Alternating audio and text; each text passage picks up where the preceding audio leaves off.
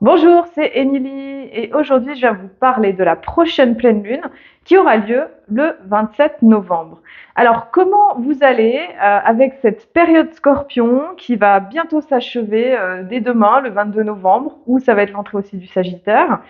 Comment vous avez traversé justement ce signe d'eau émotionnel en lien avec Pluton qui peut faire rencontrer les enfers intérieurs, les profondeurs, les choses cachées pour justement nous aider à avancer, à révéler ce qui a besoin d'être mis en conscience pour aller de l'avant dans notre chemin.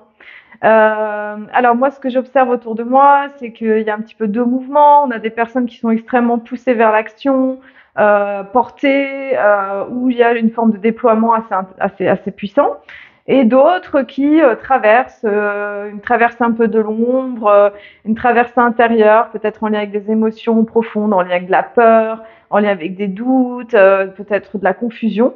Et voilà, ces deux mouvements, ils sont là. Peut-être que c'est pour aider justement chacun, soit pour mieux avancer ou justement à venir traverser ce qui a besoin d'être libéré euh, pour justement transmuter et aller plus loin. Alors c'est vrai que cette période du Scorpion, elle est un petit peu particulière, hein.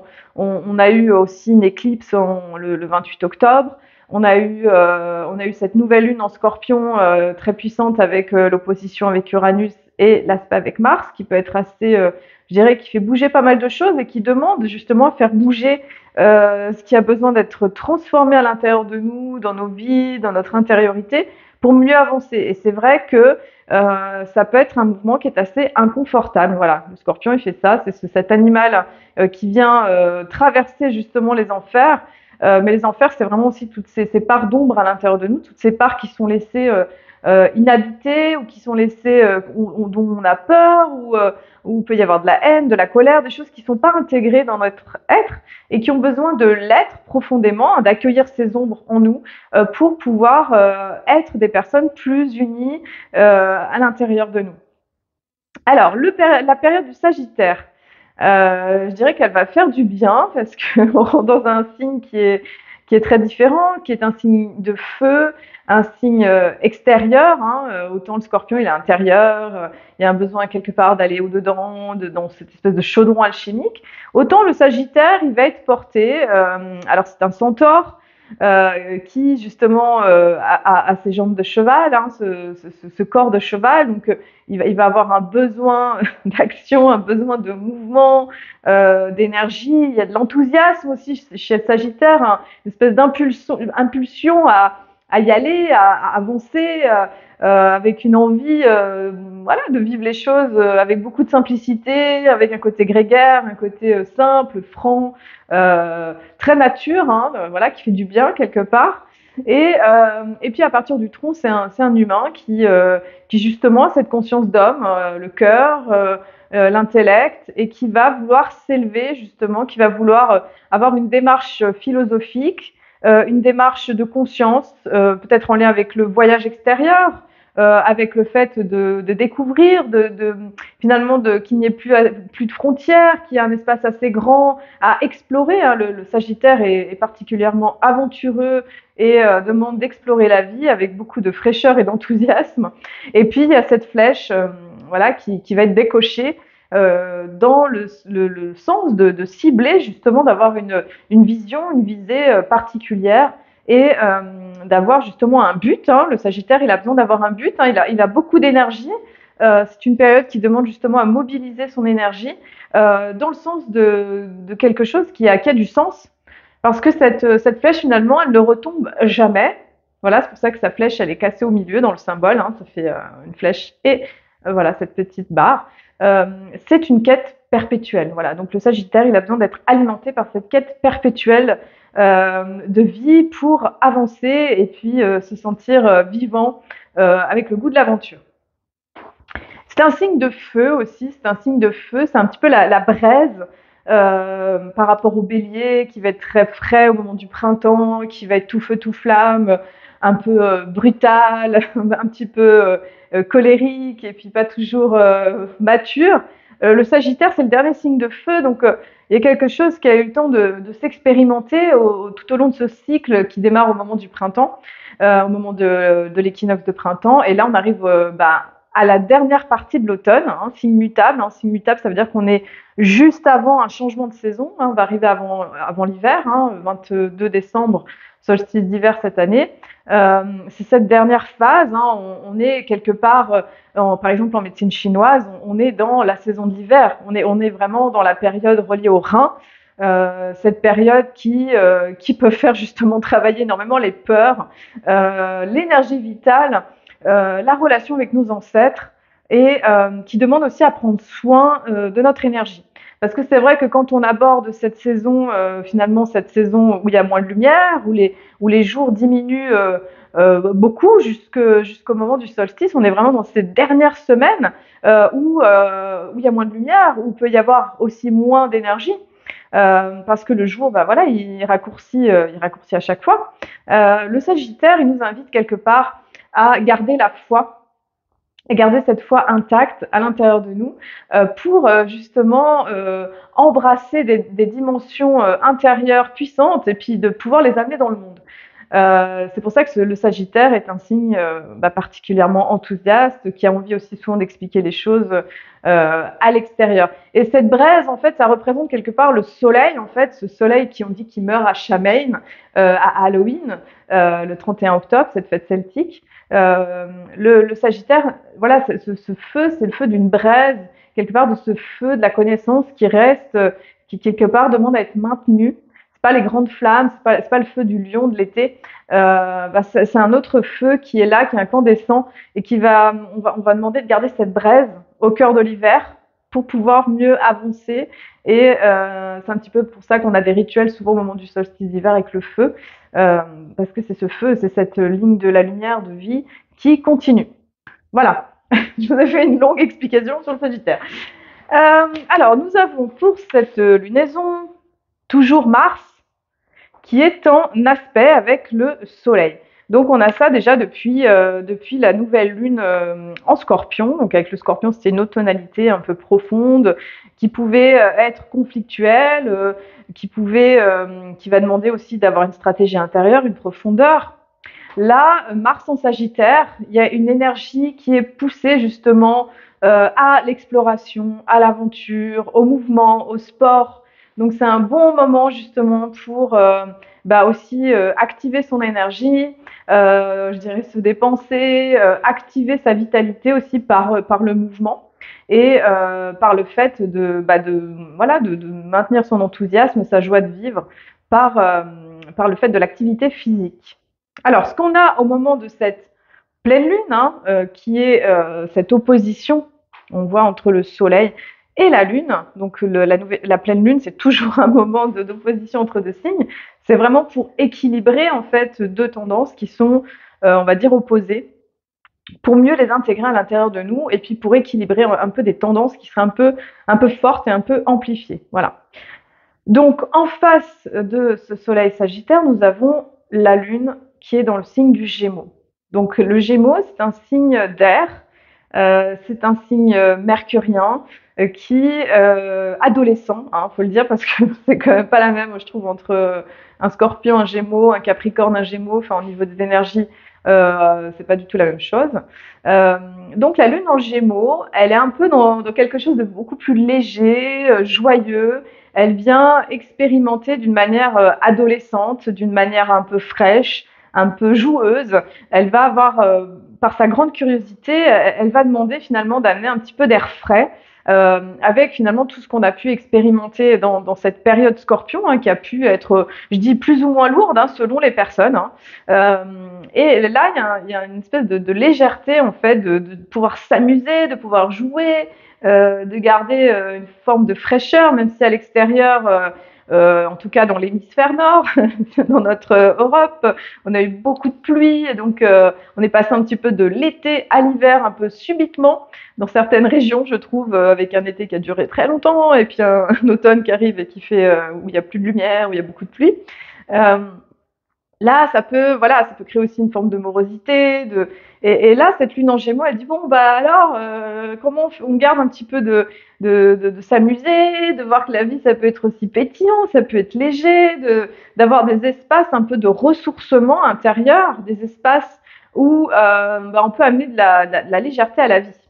Alors donc voilà, au moment de cette pleine lune Sagittaire, parce que le Sagittaire lui va tendre à finalement à théoriser, à donner un enseignement, à peut-être, on va dire, de tout ce qui a été appris, compris par cette période Scorpion, parce que la période Scorpion, elle nous met en lumière des choses, elle vient faire des révélations, elle vient mettre des prises de conscience assez fortes, hein, si vous êtes connecté à vous, si vous êtes dans une forme de silence, de recueillement. Puis en plus, il y avait Uranus, donc je ne sais pas comment vous l'avez vécu, mais Uranus, elle a pu amener des surprises, elle a pu amener des rencontres inattendues, elle a pu amener pour certains peut-être des accidents, pour certains des choses comme ça qui ont pu, des événements pas prévus au programme et qui viennent un petit peu soit bousculer, soit amener des clés pour mieux avancer ou pour justement aider à traverser avec l'adversité. Voilà, c'était le mot que je cherchais. Il y a eu de l'adversité pour avancer dans une forme de détermination. Voilà, donc je dirais qu'il y a aussi une forme de test par rapport à la détermination, à savoir comment on avance. Et ce test, quelque part, il va se manifester par ce Saturne qui est au carré du Soleil-Mars et de la Lune. Donc cet aspect, Saturne qui est revenu direct le 5 novembre, hein, elle a fait plusieurs mois depuis le 19 juin, plusieurs mois de rétrogradation, elle a voilà, toute une réflexion par rapport à nos épreuves, par rapport à ce qu'on a besoin d'apprendre, de comprendre pour pouvoir évoluer et grandir en conscience. Saturne en poisson, comme je le dis souvent, elle n'est pas très confortable dans ce signe d'eau, qui est plutôt régi par Neptune et Jupiter, donc des planètes plutôt expansive ou dilatée. Saturne, au contraire, elle assèche, elle réduit, elle concentre tout. Saturne en poisson, elle demande quelque part je dirais, d'intégrer finalement les leçons, les leçons de vie, peut-être les expériences qui nous sont proposées, et puis d'en tirer des vraies leçons de sagesse. Parce que là, en fait, elle reprend sa ligne directe et elle demande de voir si on a vraiment bien compris les leçons en fait de la vie, hein, que ce soit sur un plan affectif, un plan relationnel, au niveau du travail, au niveau d'une posture intérieure. Est-ce qu'on a vraiment bien compris finalement ce qui a été mis en lumière pour pouvoir avancer? Alors, ce côté Soleil-Saturne, il peut créer un petit peu justement un peu de morosité, un peu de déception, un peu de à quoi bon, je suis pas capable. Alors ça peut tester justement sur la confiance en soi, la confiance, la joie. Donc voilà, donc il va y avoir cette tendance avec cette lune en Gémeaux qui dit ah, moi j'ai envie de m'amuser, j'ai envie de légèreté, et puis Saturne en Poisson qui va mettre un peu de gravité dans l'ambiance et qui va un petit peu mettre un test par rapport à ça, savoir si on arrive à mettre de la légèreté, si on arrive en fait à finalement à équilibrer les deux. C'est vrai que c'est le mieux, c'est à la fois de pouvoir être dans sa responsabilité intérieure, sa capacité à répondre, sa capacité quand on a voilà, des responsabilités, des personnes avec qui on travaille, d'aller au bout des choses profondément, d'aller au bout de nos engagements, voilà, de notre engagement. Et Saturne Lune a aussi, elle peut jouer sur l'humeur, elle peut jouer aussi sur ce degré de morosité. Peut-être qu'elle va demander justement de grandir, de faire grandir cette Lune Gémeaux pour mettre un peu plus de maturité. Alors sans forcément que ça devienne quelque chose qui est pas très drôle, mais trouver un équilibre là-dedans.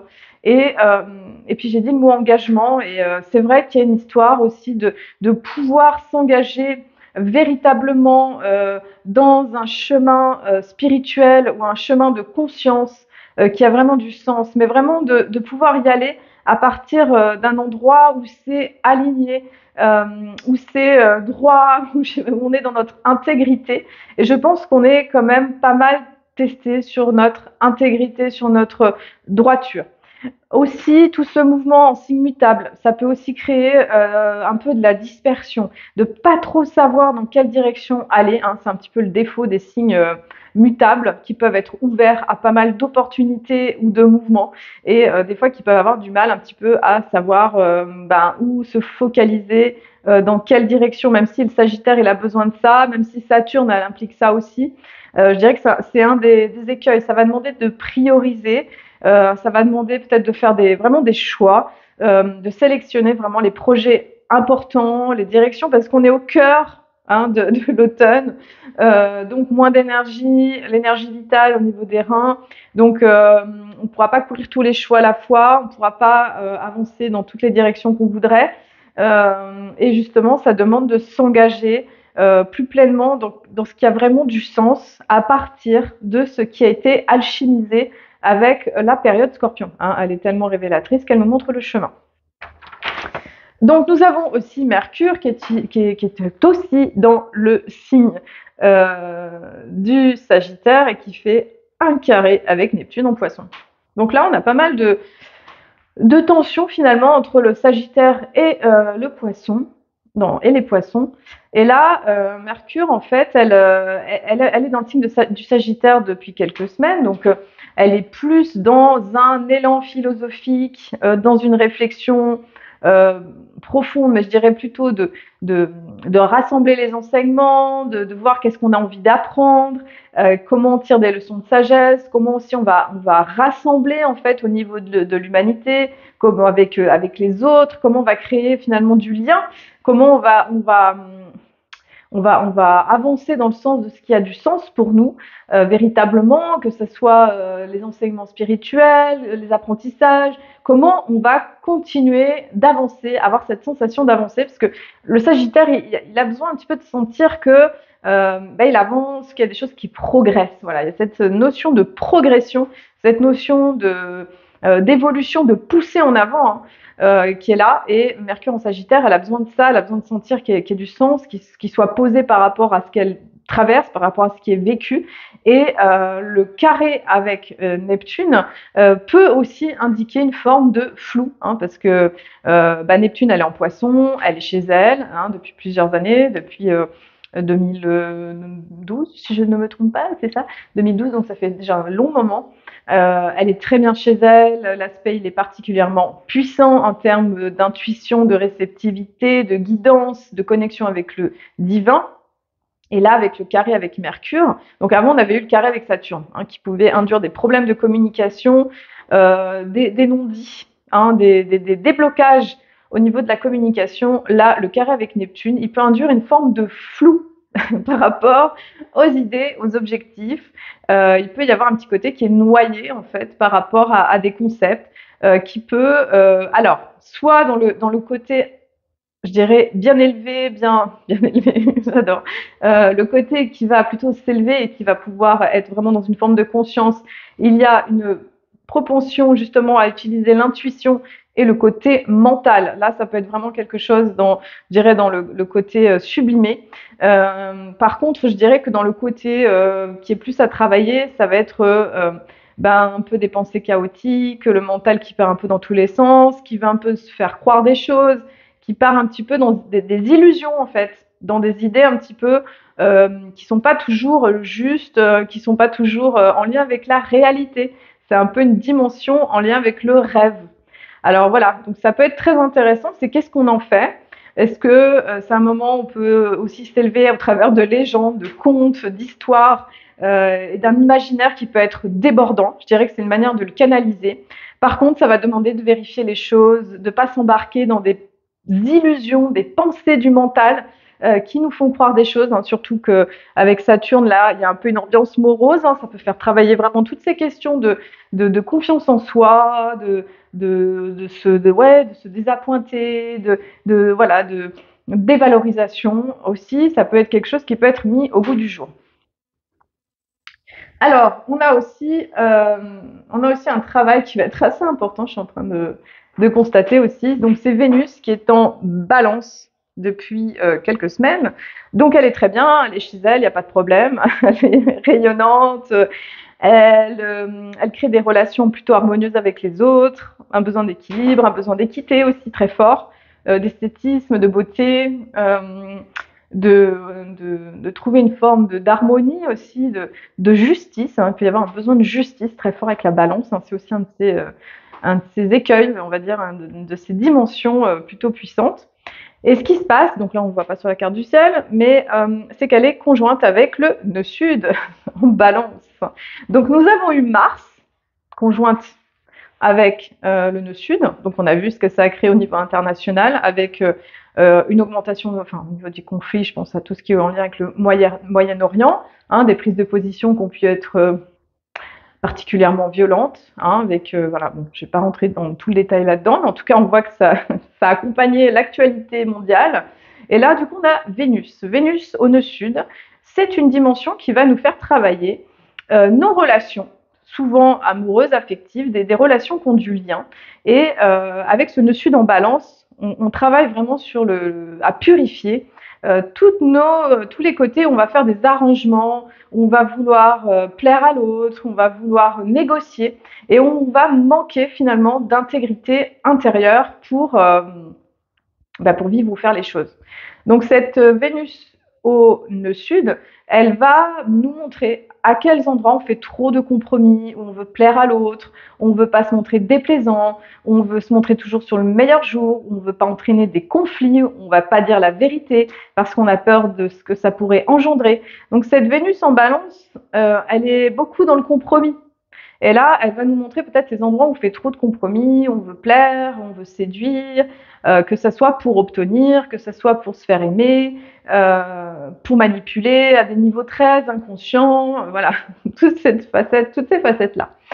Et Vénus au nœud sud, elle va mettre aussi à regarder finalement nos relations affectives, nos tendances affectives intérieures, que ça soit conscient ou inconscient. Elle va nous montrer quelque part nos mécanismes affectifs, de comment on rentre en relation, en amour, quels sont je dirais les principes de l'attachement, hein, quel type d'attachement on a, est-ce qu'on a des attachements sécures ou insécures, des attachements fuyants, évitants, ou des personnes qui vont un peu, enfin, l'attachement un peu collant, qui va un peu dans la codépendance. Donc, ça peut être vraiment un moment où il y a une grande visitation, hein, une grande visite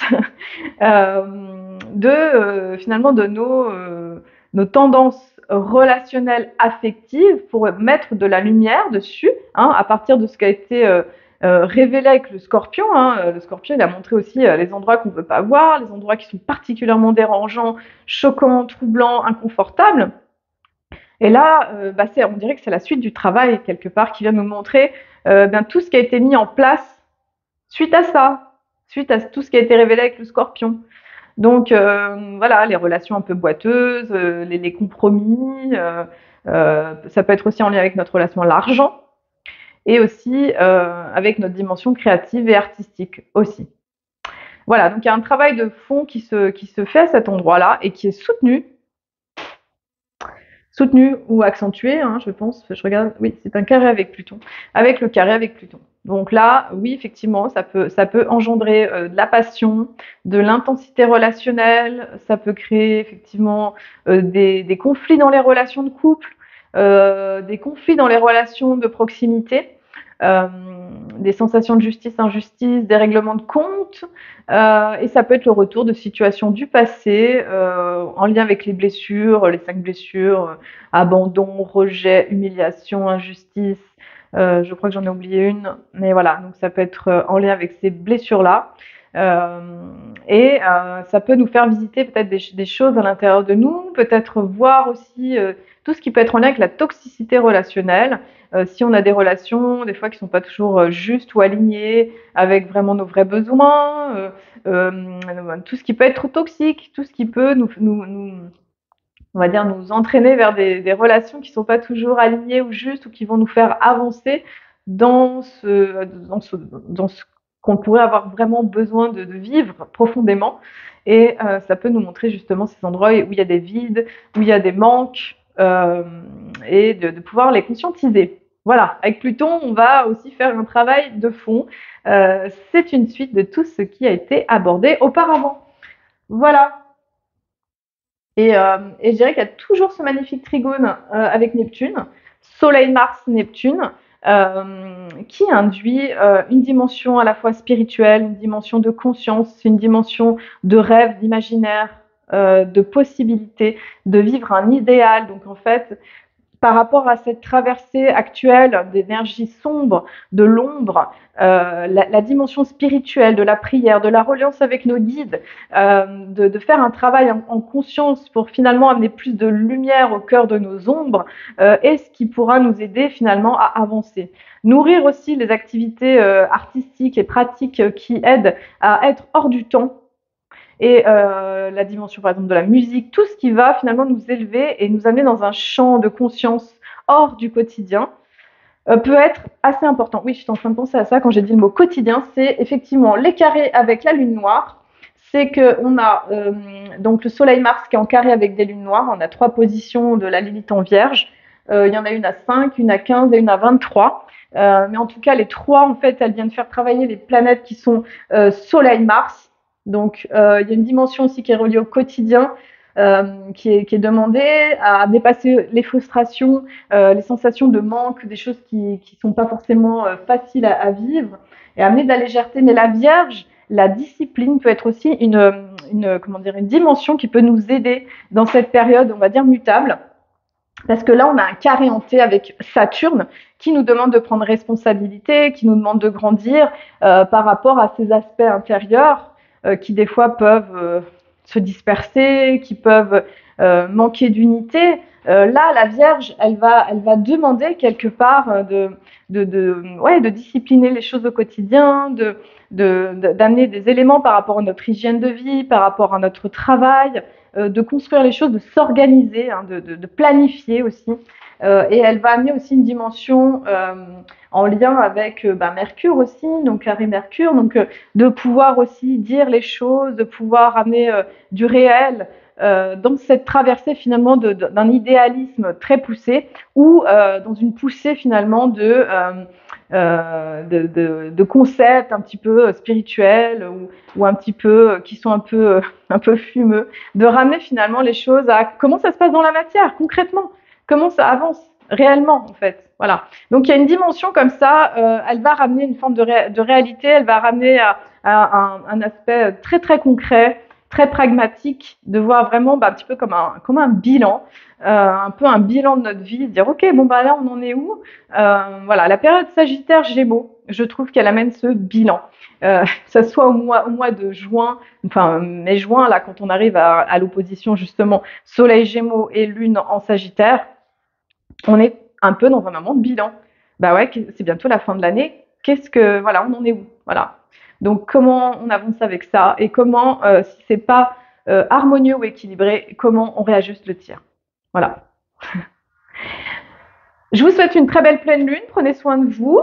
Et puis le 25 novembre, avec Myriam Montavi, nous allons faire un atelier de constellation planétaire pour traverser justement cette énergie du Sagittaire, cette énergie de l'automne, qui peut amener justement beaucoup de révélations, beaucoup de remontées finalement des parts d'ombre. On va travailler avec les baguettes coudées et l'astrologie, avec votre thème astral, pour vous aider à avancer par rapport à une intention de guérison. Donc ça, c'est en présentiel à La Roche-sur-Foron le samedi 25 novembre après-midi. Et puis le lundi 27 novembre avec Amélie Chenot, donc on a Luna Project.